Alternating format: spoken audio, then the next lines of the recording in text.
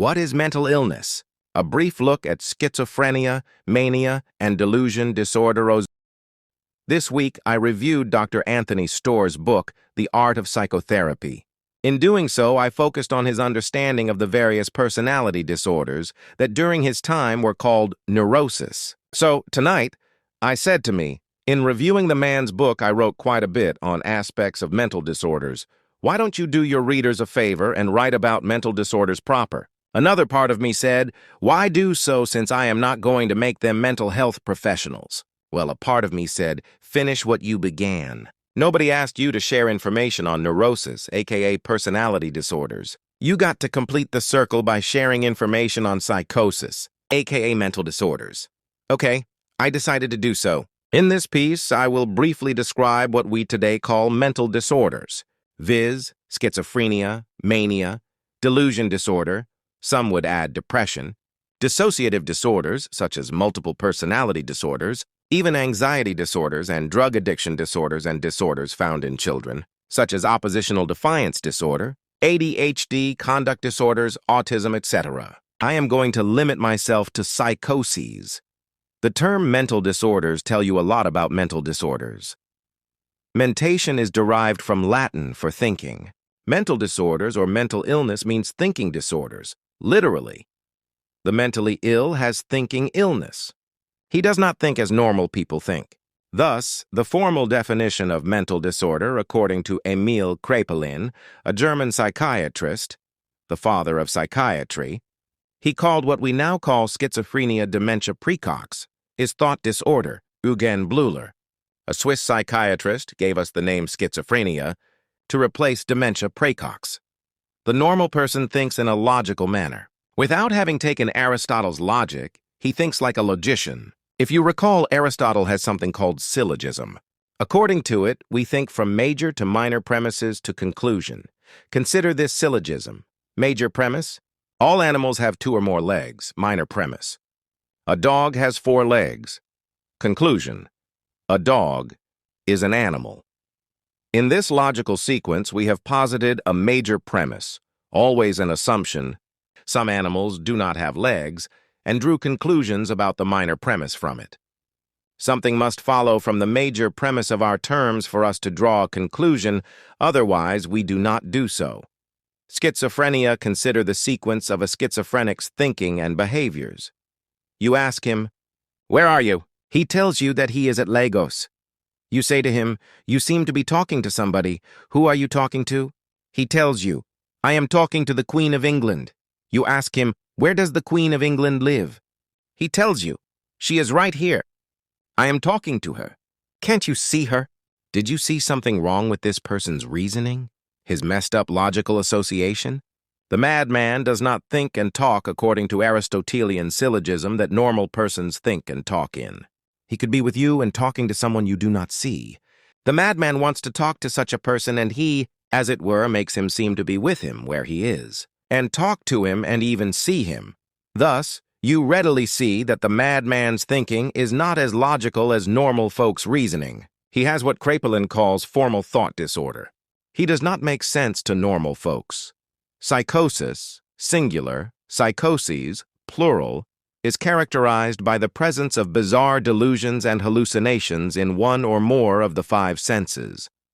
In the above example, the madman is deluded, for he believes what is not real to be real, that the Queen of England is with him.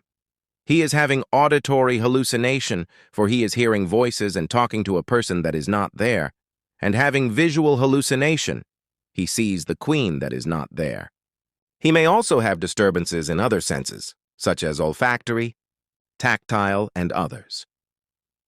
The relevant point here is that the psychotic has bizarre delusions and hallucinations. Wish and assumption that one is what one wishes you.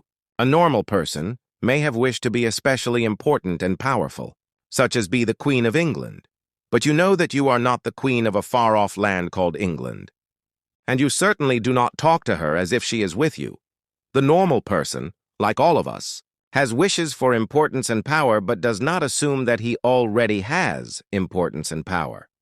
If you are neurotic, on the other hand, your wish to be the queen or king or an especially important person is so powerful that it affects your life. You may drive that wish into your unconscious mind, but you identify with it. If other people treat you as if you are not important and powerful, you feel angry at them.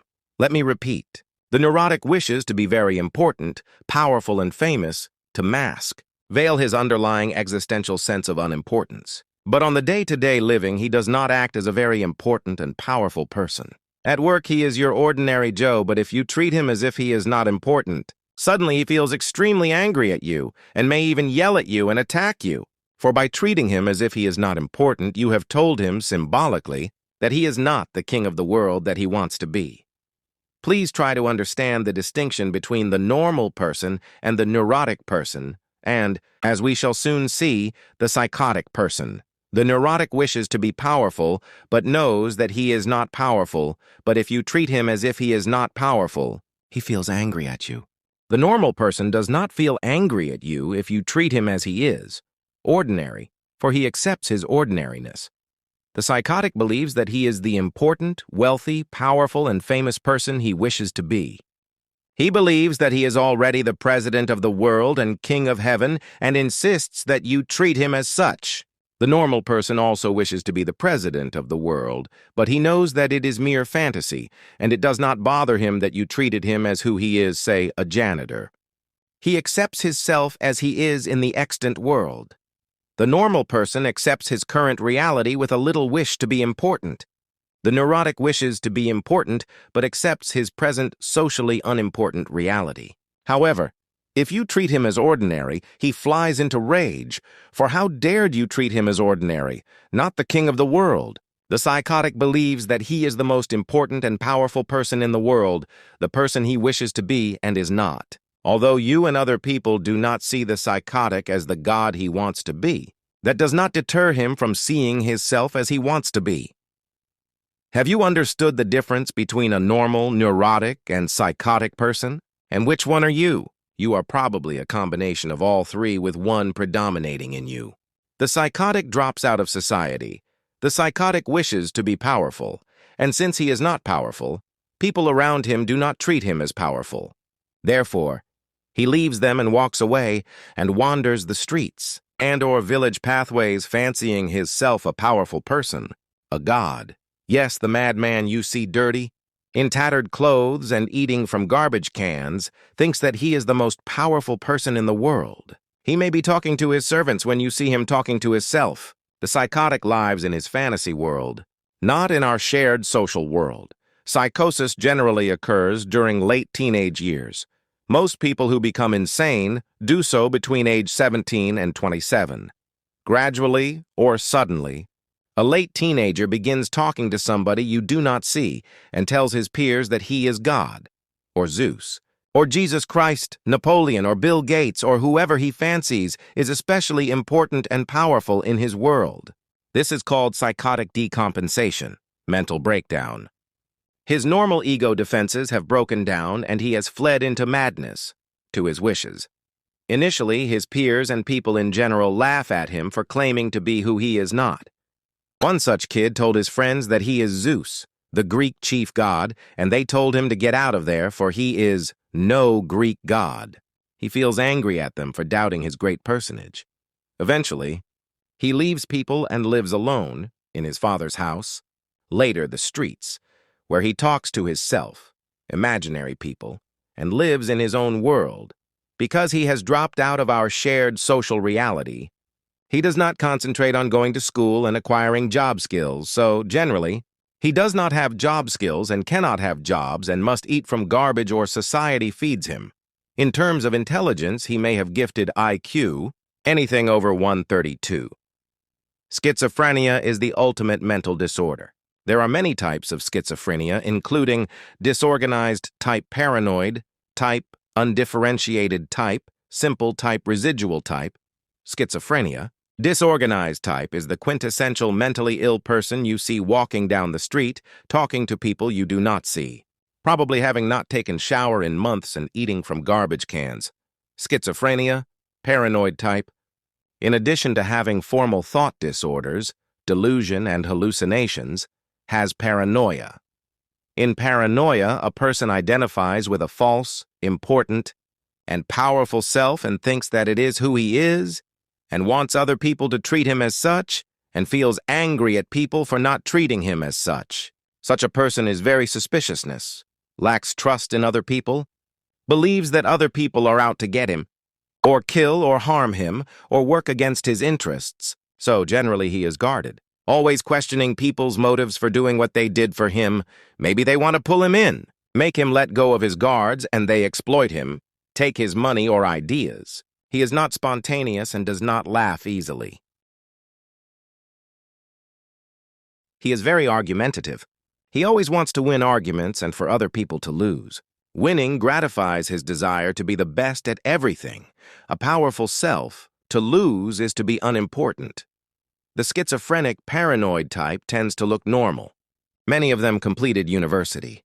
Indeed, I have worked with a psychiatrist who has schizophrenia, paranoid type. If he is on his neuroleptic medications, he does okay. In schizophrenia, undifferentiated type, the individual's schizophrenia is not easily made out to be disorganized or paranoid. It seems both. In schizophrenia remission type, the schizophrenic had in the past had psychotic decompensation, as noted, generally during late teenage years, and with or without medications seems to have recompensated. Restituted healed, but if you listen to him or her closely, you sense some thought disorder. This is the seeming normal person who suddenly begins talking as if he is elsewhere, or to someone else and no longer makes sense to logical thinking. In schizophrenia, residual type, the person has been on medications called neuroleptic medications. The current ones are Zyprexa, Risperdal. The older medications include Thorazine, Haldol, Miliarial, Naveen, and so on. Medications control the symptoms of the diseases, so that the person seems normal, but if you relate to him, you notice some oddities of behavior in him. Delusion, disorder, paranoia delusion. Disorder is characterized by believing what is not true as true, and no logical argument can make this person give up his systematized beliefs that folks consider not true. For example, if you are a white racist, you believe that black folks are unintelligent and inferior to you. A false belief, but no rational feedback would convince. You that naked African children in Sudan and the well-clad kids at Eton, secondary school, and Oxford and Cambridge. Universities are the same and equal in nature. The deluded person defends his false beliefs, whereas all human beings, black and white, man and woman, adults and children are the same and co-equal. I know Igbos who believe that they are superior to other Nigerians. That is the nature of delusion disorder, belief in what is not true as true, and no logical argument dissuades one from such belief. There are 5 types of delusion disorder: grandiose type, persecutory type, jealous type, erotomaniac type, somatic type, a mix of these 5. In delusion, grandiose type, the person sees his self as especially important and powerful, a kind of God. Think of the religious minister who claims to speak for God, hence must be believed even though he talks rubbish. In delusion, persecutory type, the person believes that other people are out to get him. He is suspicious and does not trust anyone and accuses folks of trying to kill him, poison him, not giving him jobs he is qualified for. In delusion, jealous type, the person believes that his wife or girlfriend or boyfriend is cheating on him when she is not, and he accuses her of doing so and beats her up. In delusion, erotomaniac type, the person believes that she is admired by a famous person or is married to an especially important and famous person, such as famous actors and Jesus or any other so-called especially important person. I had a patient who literally said that she is married to Jesus Christ. She took the Catholic idea of nuns as the bride of Christ, literally and to a whole new level. In delusion, somatic type, the individual believes that she has medical disorders and go from one doctor to another and none sees a medical disorder in her. Apparently, saying that she has a medical disorder is a way of gratifying her desire to seem important.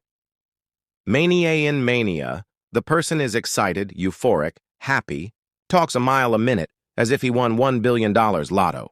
This person laughs to himself and you ask him why he is laughing. He is responding to internal stimuli. Something in him makes him feel happy that we do not see. Mania is caused by chemical storms. I will stay away from discussion of the biochemistry of mental disorders here. But let me just say that the current assumption is that in mania there is too much norepinephrine, an excitatory neurotransmitter in the brain. In schizophrenia, it is assumed that the neurotransmitter, dopamine, is in large quantity in the person's brain. In depression, the neurotransmitter, serotonin, is in less quantity in the brain. In anxiety disorders, the individual is said to have less inhibitory neurotransmitters, such as GABA, in his brain. The medications given to manic folks are meant to calm them down. Depakote, lithium, etc., calm the body down. The medications given to schizophrenics reduce the level of dopamine in their brains and, apparently, lead them to think logically. The various anxiolytics given to anxious persons, Valium, Librium, Xanax, etc., do calm people down. They are, however, very addictive and difficult to withdraw from. You may experience itching all over your body and hallucinations if you quit them suddenly. Depression. Depression, as I talked about yesterday, is characterized by loss of interests in the activities of daily living and interests in this world. The depressed person has given up on this world and wants to die and get it over with. See my piece yesterday. Bipolar affective disorder in manic. Depression, now called bipolar affective disorder, the person's mood alternates, swings from manic to depressive. Today he is incredibly happy, and next week he is morose and suicidal. Anxiety disorders, dissociative disorders, children's disorders, alcohol and drug addictions. There are other forms of mental disorders, including dissociative disorders, where an individual has moments of forgetfulness and during such periods may take on a different personality that he forgets when he regains his mind. I will not discuss this subject, for in my entire over 30 years in the mental health field, I have seen only a few multiple personality disordered women. One had up to 5 personalities. She switched from one to another. If you like, you can add anxiety disorders, generalized anxiety, panic attack, agoraphobia, obsessive-compulsive disorder, social phobia, separation anxiety, and so on. Anxiety is fear. Whose? Because you do not see. You can also add addiction disorders, such as addiction to alcohol and/or to heroin, cocaine, amphetamine, LSD, fentanyl, and/or to the minor tranquilizers, such as Valium, Librium, Xanax, and to the various painkillers prescribed by doctors. Many poor, working-class white Americans are addicted to painkillers. They have lost the prestige that they used to obtain from feeling superior to black people and now escape to drugs to console them. Mental disorders found in children, such as autism, Asperger disorder, ADHD, conduct disorder, opposition-defiant disorder, separation. Anxiety, if not treated, become adult issues. Conduct disorder, for example, segues to antisocial personality disorder. See yesterday's on personality disorders. I will not dwell on these childhood issues. Discussion in mental disorders, the individual has lost the ability to cope with reality. His thinking is disordered. Medications tend to reduce the gross symptoms of schizophrenia, paranoid disorder, mania, and depression. There is no medication for delusion. If one existed, we ought to give it to some Igbos to shrink their grandiose self-views to normal proportions. My goal here is not to make you a mental health professional, but to complete what I started on Monday when I took it upon myself to review Dr. Storr's book. He talked mostly about neurosis, what we today call personality disorders, so I decided to supplement his talk with this brief essay on mental disorders. I suggest that you read this paper and not think much about it and move on with your life. If you think about it, you would be disabused. For now, you probably fancy yourself healthy when in fact you are probably neurotic or partially psychotic. As long as you have a paid job and get along with people, you are normal, whatever that is. If you are psychotic, you would not have read this paper. For during psychosis, the individual's mind is so preoccupied with responding to internal stimuli that he cannot concentrate to read.